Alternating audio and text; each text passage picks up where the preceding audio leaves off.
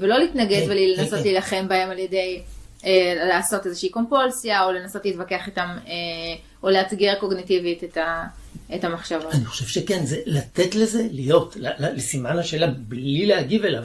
זה מאוד, האמת היא שאני חושב שזה באמת, זה פר הגדרה חייב להיות אקטי. אנחנו לא עוסקים בתוכן של המחשבות, אנחנו עוסקים במערכת היחסים איתם, עם ספק ומצוקה. אוקיי.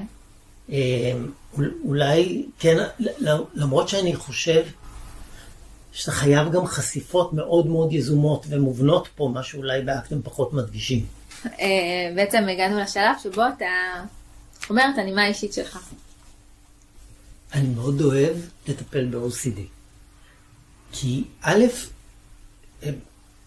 אנשים הרבה פעמים הם זוכרים אותך לטובה. זאת אומרת, הרבה פעמים עזרת להם ולימדת אותם משהו שהוא